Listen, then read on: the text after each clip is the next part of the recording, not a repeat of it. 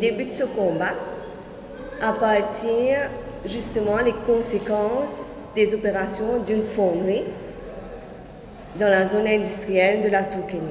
Depuis l'opération de sa fonderie-là, les habitants ont énormément souffert. Beaucoup de monde tombent malades. Et à l'unanimité, les habitants ils redemandent la fermeture de la fonderie parce qu'il y a une maladie respiratoire qui monter en croissance. Et ensuite de ça, nous avons remarqué qu'il nous a un plan d'excès qui commence à périr. Nous demandons à l'ENSCOM-Mauritius et au ministère de l'Environnement la liste des industriels qui font bail dans la zone industrielle de la Tour-Kénique. Et nous demandons au ministère de l'Environnement aussi.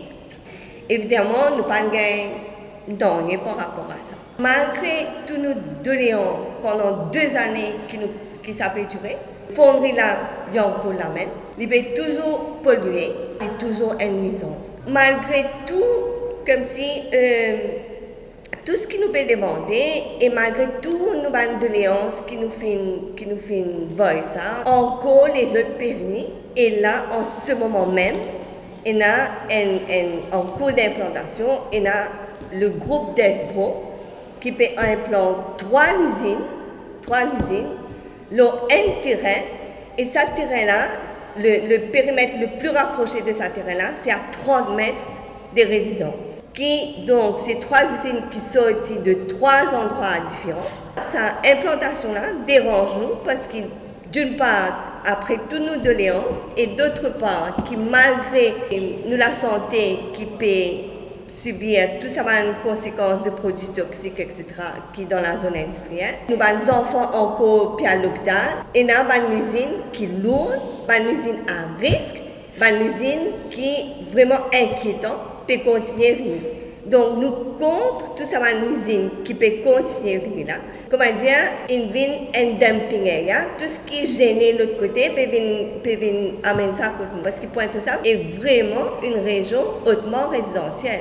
Aucune usine qui nuit à nous la santé, nous l'environnement, nous qui déjà bien précaire, nous droits de jouir à notre propriété peut bafouer.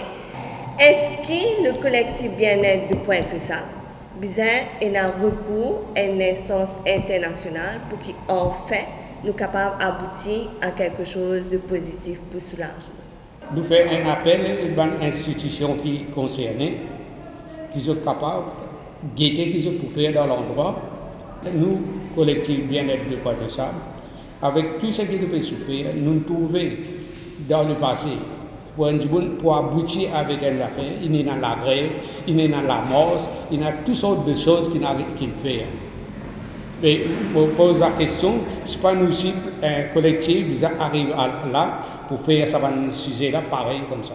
Mais nous pouvons décider, nous faisons la mort pacifique, qui tout bien passé.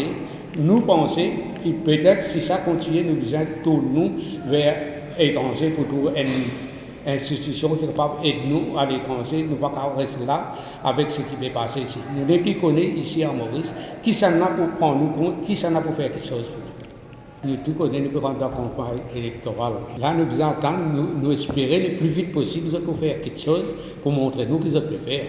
Mais passer ça à un moment-là, si ils n'ont pas vraiment, ils n'ont pas fait rien, à ce moment-là, nous allons ailleurs, espérer qu'il y a une bonne volonté, l'autorité qui peut faire quelque chose pour nous, avant que tous nos habitants ne soient pas de ça mort.